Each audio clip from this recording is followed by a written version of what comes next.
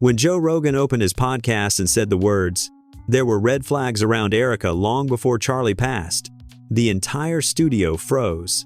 And so did the internet. Because Joe never speaks without certainty, he never drops a statement that heavy unless he's hearing something from people on the inside. And according to him, Erika's behavior wasn't just strange, it was damaging. Damaging enough, he implied, that it took a psychological toll on Charlie Kirk that people never fully understood while he was alive. This wasn't speculation. This wasn't rumor. This was Joe Rogan, America's most influential broadcaster, saying that the public only saw 1% of the darkness behind Erika Kirk's perfectly curated image. He leaned into the mic, eyebrows furrowed, voice sharpening like he was trying to warn the world. There's a pattern with her. A pattern people ignored. And Charlie paid the price for it. Those 13 words detonated across social media. Comments flooded in instantly. What did Erika do? Why is Joe talking about this now? Did Charlie try to warn people? But what Joe said next was even more disturbing. He talked about how people close to Charlie saw him change in his final year, becoming quieter, more anxious, more withdrawn. Joe revealed that someone from Charlie's inner circle told him he wasn't himself anymore. There was someone constantly in his head. Joe didn't name Erika directly at first, but everyone knew who he meant. Because Erika wasn't just a grieving widow.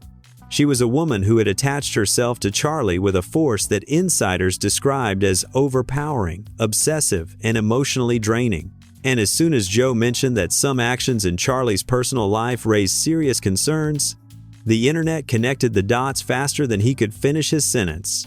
Because what actions was Joe talking about?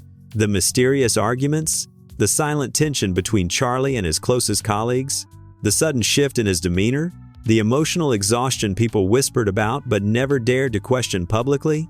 Joe paused, letting the silence hang heavy before saying, "I've spoken to people who were there, and they said Charlie was dealing with something he couldn't talk about. Something or someone. People online said the same thing. He's talking about Erika. Who else could it be?" And then Joe hit the line that broke millions of viewers. If those red flags had been taken seriously, Charlie might still be with us. The studio fell silent. The comments section exploded. Shockwaves rippled across every platform. Because Joe Rogan didn't just criticize Erika. He implied something much darker. That Erika's behavior didn't just impact Charlie emotionally. It may have contributed to the collapse of his mental state before he died. And the most chilling part? Joe wasn't done. He said he'd received messages from people who want to talk. People who saw things. People who regret staying quiet. People who believe Erika has a pattern of destruction masked as devotion. Joe ended the segment with a final warning that made viewers shiver.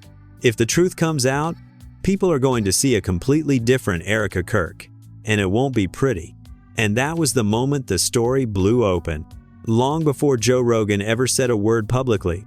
Long before the internet began dissecting Erika's patterns. Long before Charlie Kirk's unexpected death stirred questions, people were too afraid to voice. Those closest to Charlie saw something quietly unraveling behind the scenes. A tension in his eyes. A fracture in his voice. A heaviness that didn't match the loud, forceful persona he projected on stage. And according to insiders who have now started speaking out, that heaviness wasn't random. It wasn't political stress. It wasn't burnout. It was Erika. Before Charlie and Erika married, Charlie was known for his laser-focused mindset. Whether you agreed with his politics or not, one thing was indisputable: he had stamina, discipline, and unwavering emotional control. He could take criticism, confrontation, pressure, and conflict with a sharpness that made him appear bulletproof. But after Erika entered his life, something slowly and then suddenly changed. Close friends noticed it first. A former staff member described it like this: Charlie's energy shifted. He became jumpy, distracted. You talked to him, and it felt like he was constantly trying to calm something in the background. Another insider said, he didn't look burned out, he looked drained, like someone was siphoning emotional energy out of him every day. But no one wanted to blame Erika, not at first. She was soft-spoken, poised, devoted, grieving a complicated childhood. She framed herself as a woman saved by faith, chosen for ministry, favored by God. Charlie believed it. Everyone around him believed it. But beneath the mask, people began noticing cracks. For example, Erika had a habit of isolating Charlie emotionally, not by demanding attention loudly, but by doing it subtly. She positioned herself as the only person who truly understood his burden. She encouraged him to question his other relationships. She confided in him constantly about feeling misunderstood, creating a cycle where Charlie always felt responsible for her emotional well-being. One aide said, "She turned every inconvenience into a crisis only he could fix." And because he loved her, he kept trying. But emotional dependence like that isn't nurturing. It's consuming. And gradually, it began taking a toll. Charlie stopped going out with his colleagues after events. He stopped taking certain calls. He became hyper-aware of how Erika might interpret his every move. A businessman who regularly met with Charlie said, he started apologizing for things that weren't mistakes. That wasn't Charlie. That was someone afraid of someone else's reaction, like a man walking around emotional tripwires. It didn't stop there. Multiple people now claim Erika had a pattern of emotional intensity behind closed doors that nobody saw publicly. These weren't arguments, they were episodes. Dramatic breakdowns, conflicted outbursts, sudden accusations that left Charlie feeling responsible for emotions that weren't his. Erika allegedly cried often, not quietly, but with a force that left rooms silent. And the worst part? She frequently blamed her emotions on spiritual warfare, making Charlie feel guilt if he didn't comfort her endlessly. One former church member said, she weaponized vulnerability. If she felt threatened, she cried. If she wanted attention, she cried. If Charlie disagreed with her, she cried harder. What people originally dismissed as sensitivity soon revealed itself as emotional manipulation. Joe Rogan hinted at this exact dynamic. During his podcast, Joe said he'd spoken to someone incredibly close to Charlie who admitted there were nights where Charlie slept in his office because he couldn't handle another emotional collapse at home. That revelation alone shook listeners. Because it wasn't hatred, it wasn't abuse, it wasn't cruelty, it was a psychological overwhelm that Joe described as slow, draining damage, the kind that eats at a man's spirit. And those who were closest to Charlie say the damage began to show more openly in his last year. He stopped smiling the way he used to. He stopped slamming his fist down with conviction during debates. He stopped laughing with his friends behind the curtain. Instead, he carried a quiet tension, a tightening around the eyes, a defensive posture, a sense of being pulled in two emotional directions constantly. Joe Rogan mentioned this too. He looked tired. Not physically, emotionally. Like he was carrying someone else's storms on his back. Storms, plural, because according to 3 separate insiders, Erika rarely let Charlie have emotional peace. She needed constant reassurance, validation, attention, and spiritual affirmation. And Charlie, trying to be the perfect husband, never stopped giving it, even when it broke him. Friends noticed him becoming increasingly private. He kept his phone close. He stepped outside to take calls he never used to hide. He declined lunches and dinners without explanation. But behind the politeness, behind the professionalism, behind the facade of strength, Charlie was collapsing internally. And Erika's actions weren't random. They followed a pattern. If Charlie celebrated someone else's accomplishment, Erika allegedly said, "You don't support me like that." If Charlie worked too long, she said, "You don't value me." If Charlie disagreed with her, she said, "You don't understand my calling." And the pressure became suffocating. One mentor said, Charlie loved her, but she drained him. She pulled from his spirit until he had nothing left to give. There were also rumors of intense spiritual rituals Erika pushed on Charlie: prayers at 3 a.m., fasting without preparation, symbolic cleansing conversations where she demanded Charlie confess his emotional flaws. People who witnessed it said, it wasn't faith. It was control dressed as spirituality. And Charlie, desperate to minimize conflict, complied every time. But the most disturbing detail came from someone who saw Charlie days before his passing. He whispered, "I feel like I'm failing everyone." That wasn't the Charlie I knew. That was a man cracked open by emotional exhaustion. Those words haunted Joe Rogan, and that's why he finally spoke out. Joe says one source told him, Charlie loved Erika, but she drained him emotionally more than she ever uplifted him. and he was too loyal to walk away. Too loyal, too compassionate, too responsible for someone else's emotional storms. And Joe hinted that the red flags didn't end with emotional turbulence, he suggested. There were specific incidents where Erika's actions directly contributed to Charlie's deteriorating state. One of these incidents, Joe hinted, was so unsettling that the person who told him still refuses to go public. And as the world begins to examine Erika's past behaviors, the patterns, the manipulation, the intense emotional spirals, one horrific realization emerges. Charlie didn't collapse suddenly. He collapsed slowly, under pressure, under weight, under emotional demands no one should have to bear. And Joe Rogan's warning was clear. People are about to see how much suffering Charlie hid and who helped create it. Because the biggest red flag Joe referred to, it hasn't been revealed yet. And when it comes out, it may expose the darkest chapter of Erika's influence, one that even her defenders won't be able to deny. Everyone thought Joe Rogan was done after calling out Erika's emotional patterns. But what he said publicly was nothing compared to what insiders began leaking privately. Because once Joe opened the door, even a crack people who had been silent for years suddenly felt emboldened. Staffers, former interns, conference organizers, ministry volunteers, people who had seen Erika in moments that weren't supposed to leave the room. What emerged was not a portrait of a grieving widow wronged by circumstance.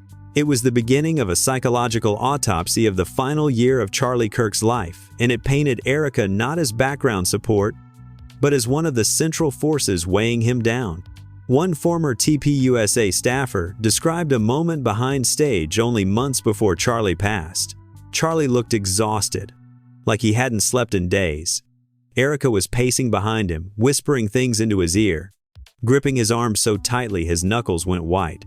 When the staffer asked Charlie if everything was all right, he simply gave a forced smile and whispered, "It's just been a lot lately." But according to multiple sources, a lot lately meant Erika had been spiraling emotionally, spiritually, psychologically, and Charlie spent most of his nights trying to stabilize her. More testimonies surfaced. A conference organizer recalled how Erika pulled Charlie out of a VIP meeting because she believed the Holy Spirit warned her someone in the room didn't have pure intentions. Charlie, embarrassed and visibly distressed, apologized repeatedly to the VIP donor afterward, another insider revealed. She demanded that Charlie run every personal relationship through her approval. If she didn't like someone, she made it hell for him until he cut them off. And the pattern wasn't new. It was escalating. In the months leading up to Charlie's death, people noticed a disturbing shift in him, one that Joe Rogan said felt like he was carrying a shadow he couldn't shake. But no one knew the source of that shadow until now. The incident at the private retreat.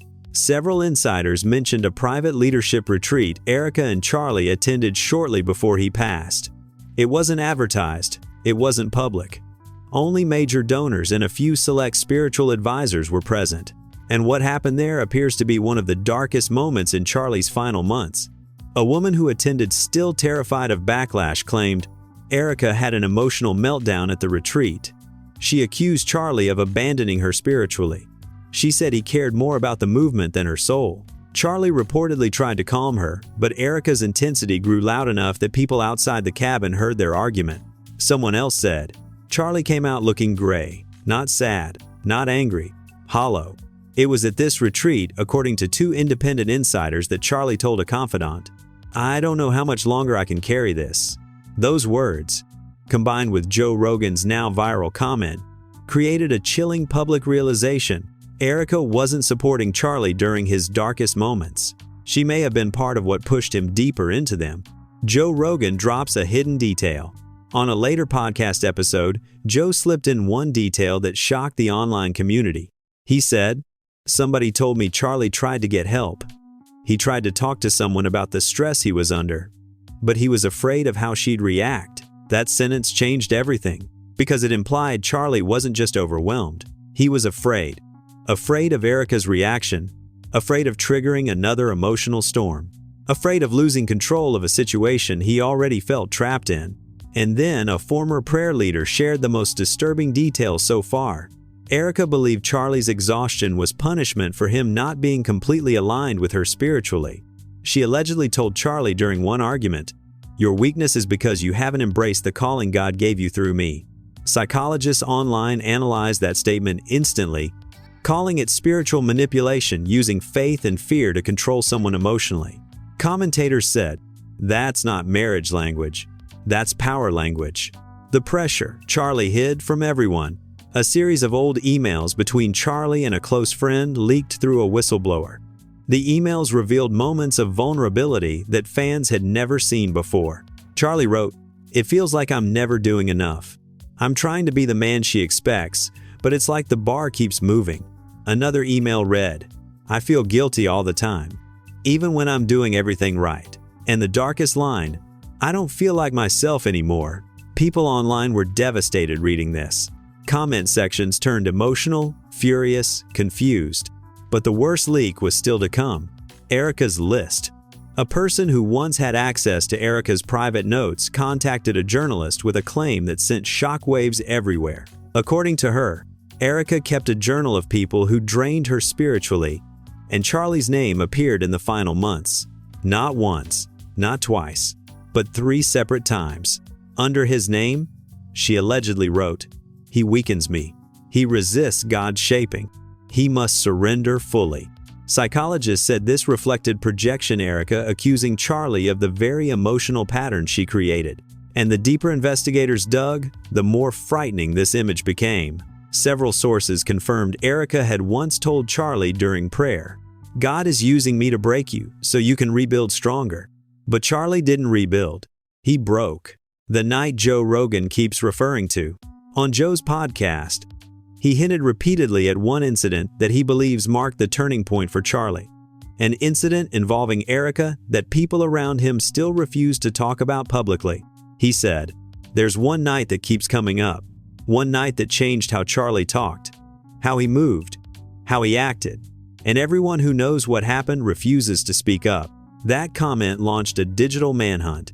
People searched through Erika's timelines, Charlie's travel logs, conference dates trying to match Joe's statement to a specific event. Then a former TPUSA coordinator came forward anonymously. There was a night at a hotel during a conference where Erika had a full breakdown.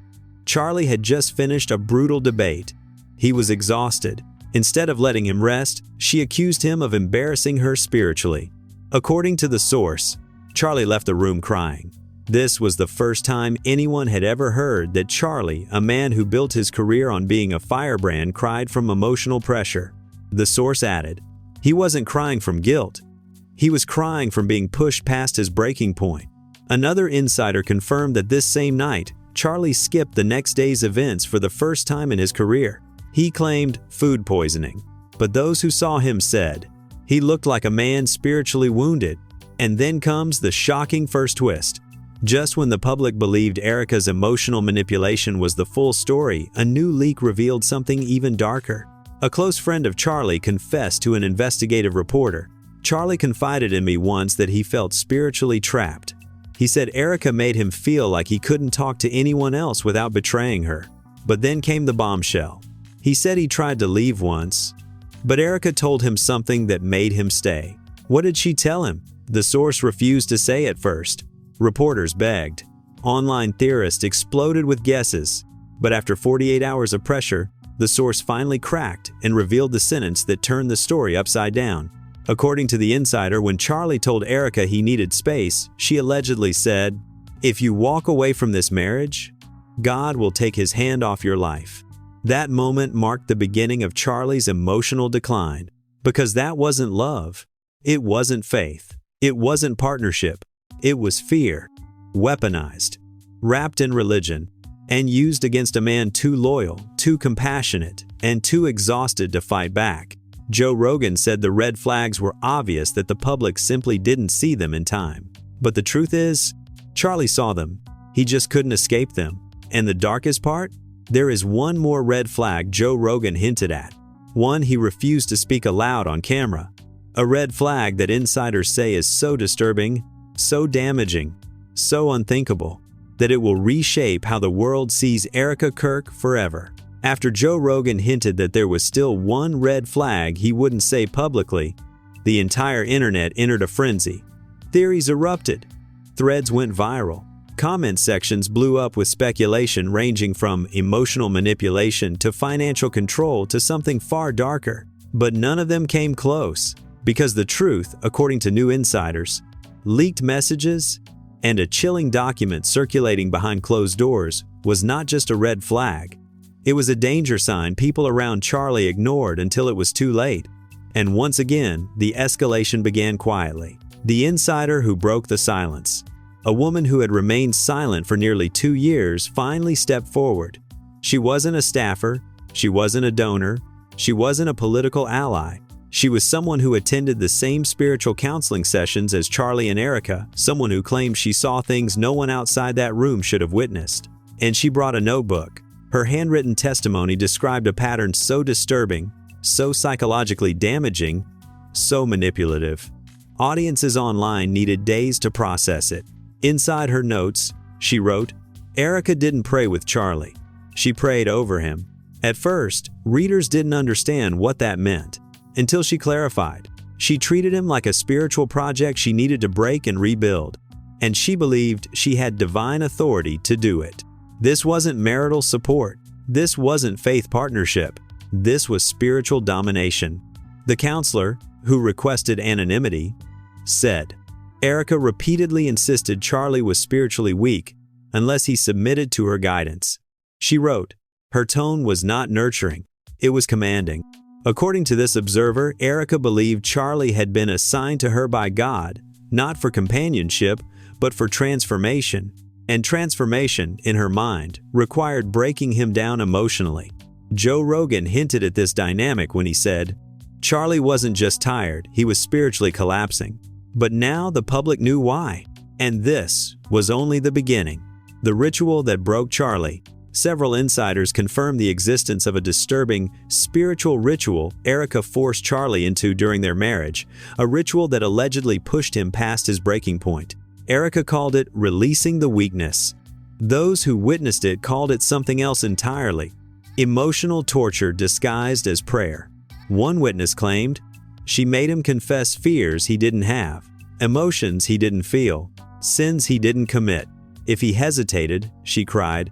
If he disagreed, she accused him of resisting spiritual growth. If he asked for a break, she said he was rejecting God's timing. And Charlie, trying to be the husband she demanded, went along with it. But the ritual escalated. During the final months of his life, Erika insisted Charlie perform the ritual twice a week, then 3 times, then almost nightly. One insider said, he was exhausted, completely exhausted. He wasn't sleeping more than a few hours a night. And yet Erika kept insisting he participate. She called it spiritual discipline. Those around them called it something else. Control through exhaustion. Charlie began slipping from public view. He started missing meetings. He stopped debating as fiercely. He lost weight. His eyes seemed sunken during interviews, and people around him noticed. But Erika had an excuse for everything. She claimed Charlie was growing spiritually, and that what looked like fatigue was actually transformation. But the leaked emails between Charlie and a pastor suggested something else entirely. One email from Charlie read, I don't feel transformed. I feel erased. That line alone devastated readers. The night Erika snapped, the escalation reached a horrifying climax at a private dinner, the same dinner multiple insiders referenced but refused to describe fully. But one finally did. A man who sat at the table said, Erika had an outburst mid-dinner, not a small one, a full collapse. She accused Charlie of embarrassing her earlier in the evening. She claimed he spoke out of alignment with God's vision. She demanded he apologize in front of the entire table. Charlie, shaking, tried to calm her. But Erika slammed her hand on the table and shouted, You're not the leader you pretend to be. Witnesses said Charlie looked broken, completely broken. He apologized publicly even though he did nothing wrong. People were stunned into silence. But Erika wasn't done. She leaned in and whispered loud enough for others to hear, If you don't surrender, God will take everything from you. Everything. Those who heard it said they've never forgotten that moment. That was the night one staffer reported. Charlie wasn't the same after that. Something in him shut down. And this was the night Joe Rogan later hinted at the thing he wouldn't describe openly. There was one night, one incident, where Charlie wasn't Charlie anymore. This was that night. The second major twist. The secret Charlie tried to tell someone. A journalist uncovered a voicemail Charlie left for a friend 11 days before he died. His voice sounded tired, defeated, afraid. He said, "I need to talk to you. There's something I'm scared to say out loud." What was he scared of? The next line gave the world a shiver. "It's about Erika. About what happens when I disagree with her." But here comes the twist. The voicemail was cut off. The rest of his message was never recorded or never released. And the friend he called?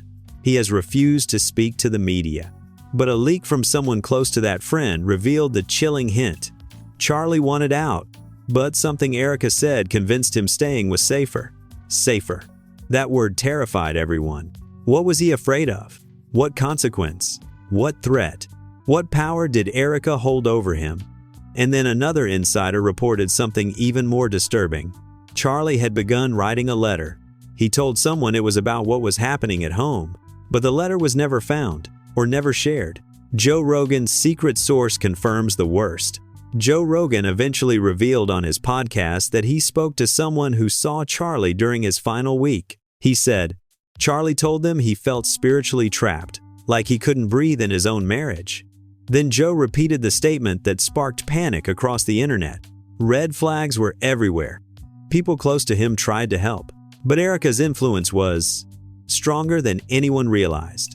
And here comes the second major twist, the one that redefined everything. A spiritual advisor who once counseled the couple came forward anonymously and said, Erika believed Charlie was chosen for a divine purpose, and that she was chosen to break him until he fulfilled it.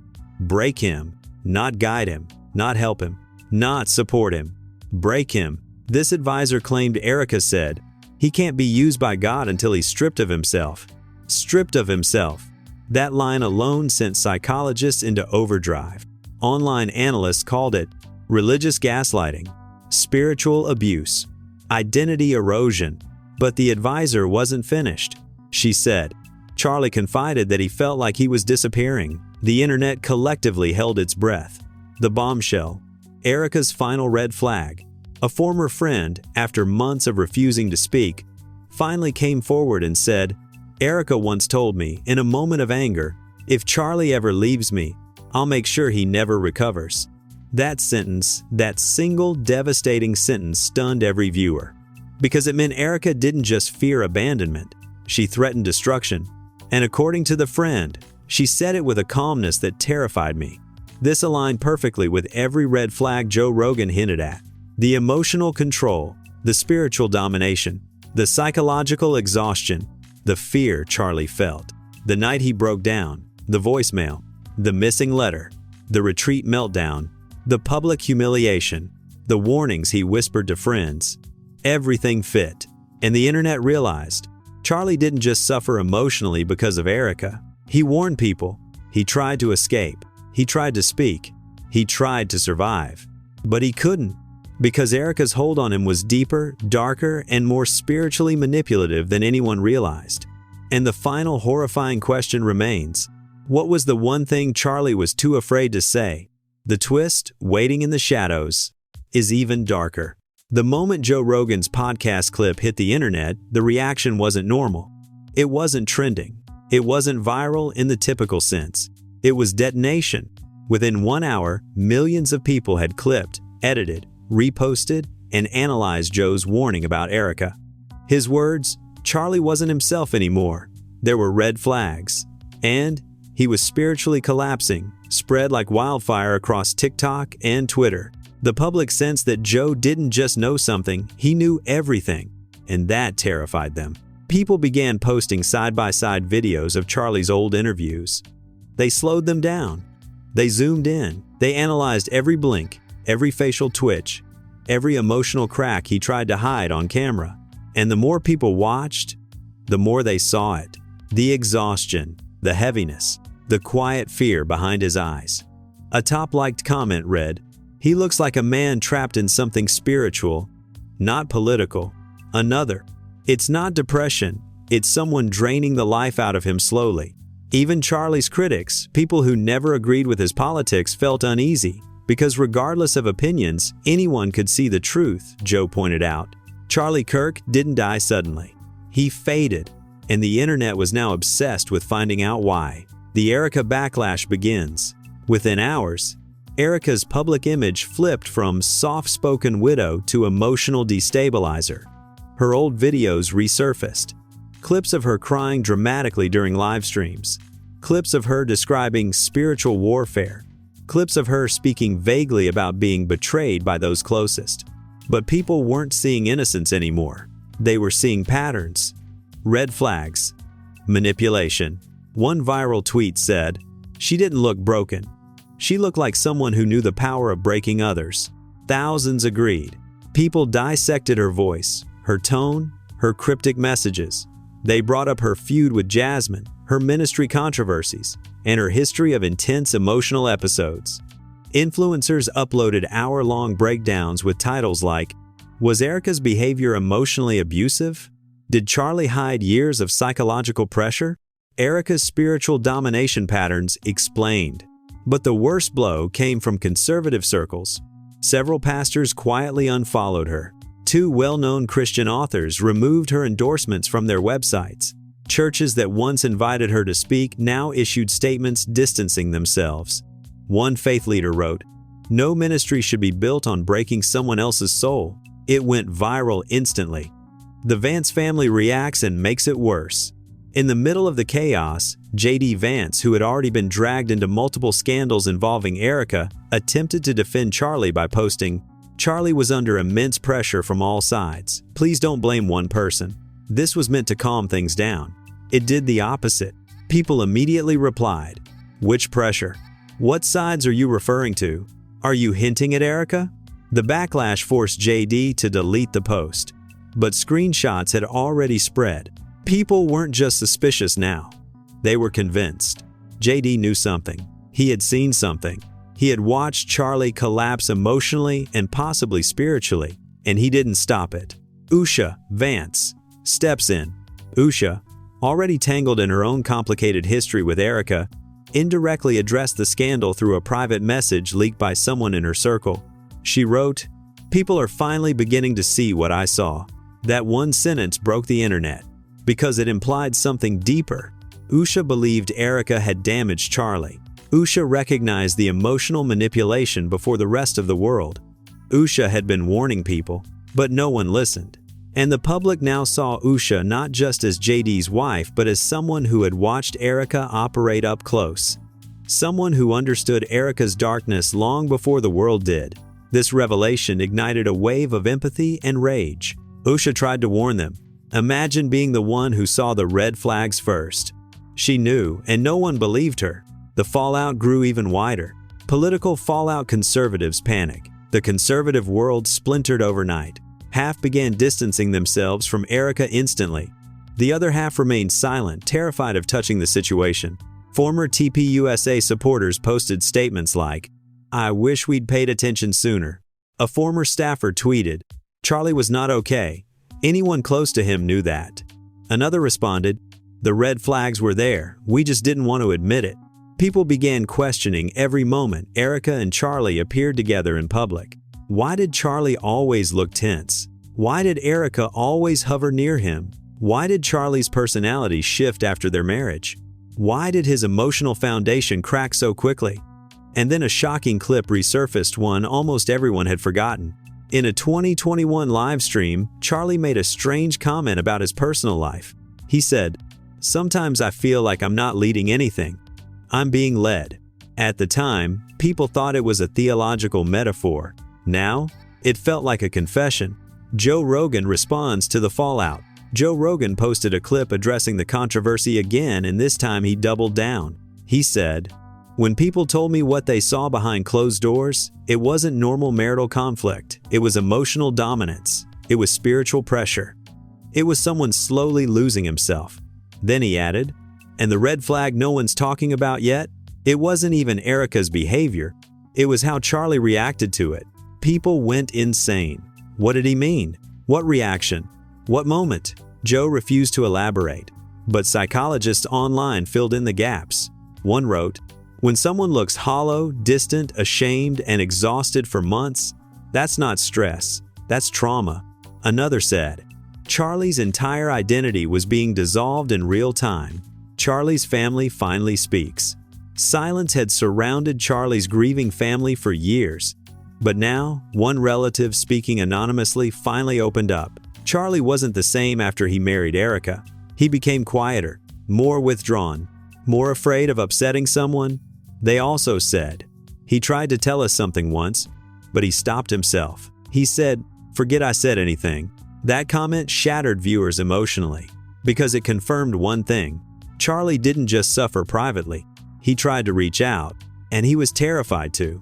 Erika breaks her silence and makes herself look worse. In the midst of the chaos, Erika finally responded indirectly. She posted a black and white photo with the caption, "God fights my battles. I stay silent." The internet erupted. People replied, "You stayed silent while Charlie fell apart." Silence is not innocence. This is spiritual manipulation again. The post backfired instantly. Commentators pointed out that Erika wasn't addressing the accusation, she was framing herself as spiritually persecuted, just as insiders said she always did. Someone commented, "She's doing it again, playing the victim to hide the role she played," and thousands agreed. The fallout reaches its breaking point. By the end of the week, family members were giving quiet confessions, insiders were leaking more details, pastors were condemning spiritual manipulation, conservatives were distancing themselves. Joe Rogan was refusing to back down. Millions of viewers were demanding answers. Erika was isolating herself further. Charlie's emotional decline was now a national conversation, and the world collectively realized. This wasn't a scandal about a widow. This was a story about a man slowly drowned by emotional and spiritual pressure. And the biggest question left wasn't what Erika did, it was, what broke Charlie, and why didn't anyone stop it? But the next section of the story finally answers that, and reveals the darkest twist yet, because the truth everyone has been avoiding is about to surface. For days, the internet believed the story had reached its peak. Joe Rogan had exposed the emotional red flags.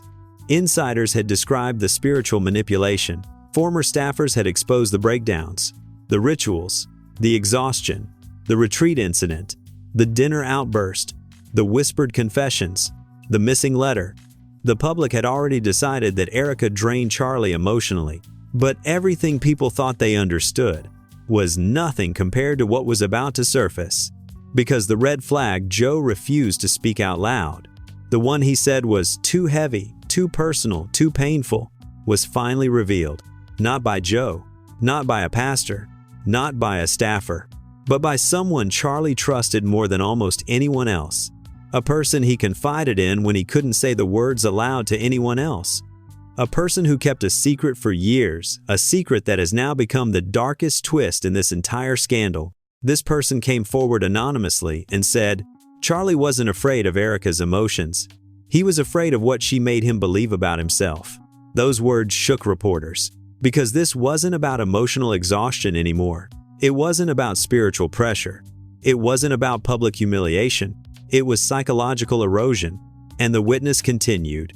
She convinced him that if he ever spoke out about their marriage, he would lose everything he loved, not because she would take it from him, but because God would punish him for betraying her. This was the red flag Joe Rogan hinted at. Erika convinced Charlie that God would abandon him if he disagreed with her. And that wasn't all. The witness then revealed a detail that made the room go silent. There was a night weeks before Charlie died when he called this person crying. They said Charlie's voice was shaking so badly he could barely speak. He said, "I don't know who I am anymore." But then he added a sentence that revealed the full horror of what Erika had been doing behind closed doors. She told me God is angry at me because I'm resisting her. That moment, that sentence, was the beginning of Charlie's final emotional collapse. Because that wasn't marriage. That wasn't love. That wasn't faith. It was psychological imprisonment. But the witness wasn't finished. They revealed that on the same call, Charlie confessed something he had never said publicly. "I'm scared of what she'll do if I try to leave." Not physically, but emotionally, spiritually, socially. Charlie believed Erika could destroy his reputation, his ministry, and his entire spiritual identity with a single narrative, one where she framed herself as the victim and him as the cold, ungrateful husband who walked away from God's chosen partnership. And then came the most devastating sentence of all. She told me if I ever stepped away, I'd lose God's protection. Every psychologist who heard this clip said the same thing. This is religious trauma. This is coercive control. And it was happening to one of the most public figures in America, silently, invisibly, behind closed doors. But that still wasn't the final twist. Because the witness shared one more detail, the one they had hesitated to speak until now. They said, "Charlie told me he tried to leave once. He packed a bag. He drove away. He made it 40 minutes down the highway. And then Erika called him crying, telling him God was disappointed in him. Charlie turned the car around. He went back, and he apologized to her. Not because she deserved it, but because she had convinced him that leaving her meant betraying God himself." The witness then paused and said something that has now become the most haunting line in this entire scandal. "That was the moment I knew he wasn't going to survive this marriage." Reporters sat in silence. Producers stared at their screens. The clip went viral instantly. But the twist wasn't over, because the witness ended with a final revelation. One so dark, so emotional, so devastating that millions of viewers replayed it in disbelief. They said, "Charlie told me he felt like a prisoner in his own faith. Erika had become the voice of God in his head. He couldn't tell where she ended and he began." And then the witness said the sentence that broke the internet. The real cause of Charlie's collapse wasn't stress. It was spiritual captivity. That was the twist Joe Rogan avoided. That was the truth insiders hid. That was the red flag people ignored. That was the weight Charlie carried alone. But the story doesn't end here. Because moments after this revelation leaked, a new file surfaced online. A folder titled CK, Final Recording. And inside it, an audio file dated 8 days before Charlie's death. A recording no one has heard yet. A recording that could expose everything. And the final question hanging in the air is, what did Charlie record about Erika? And why did he never play it for anyone? Everything has led to this moment. Joe Rogan's warnings. The insider's testimonies, Charlie's missing letter, the retreat incident, the rituals, the spiritual manipulation, the emotional exhaustion, and the final witness who revealed the darkest truth of all. Charlie wasn't collapsing from politics. He wasn't collapsing from pressure. He wasn't collapsing from burnout. He was collapsing from someone who convinced him that God himself would punish him for wanting peace. But now, with the sudden appearance of the mysterious folder titled CK Final Recording, the entire story has shifted again. Because if Charlie recorded something 8 days before he died, it means he was finally ready to speak, ready to fight, ready to reveal the truth he was too afraid to say out loud. And that recording, whatever it contains, might be the missing piece that explains everything. So now the question isn't whether Erika drained him, or whether the red flags were real, or whether Charlie was spiritually trapped in a marriage he couldn't escape. The real question is, what was Charlie trying to tell the world before it was too late? And more importantly, who is going to release that recording? And how long will they hold it before the truth finally breaks free? This story isn't over, not even close. The next chapter could expose secrets that were meant to stay buried forever. It could vindicate Charlie. It could destroy reputations. It could unravel everything people assumed about Erika's role in his life. So here's what you need to do right now. Drop your theories in the comments. What do you think is in Charlie's final recording? Do you think the public deserves to hear it? Who do you believe is holding the file? And why haven't they released it yet? Make sure you like this video if you believe Charlie's truth should come out. Hit subscribe so you don't miss the moment that recording leaks, because when it does, this channel will break down every second of it. Turn on notifications because the next update could drop at any moment. The red flags were only the beginning. The final recording is where everything breaks.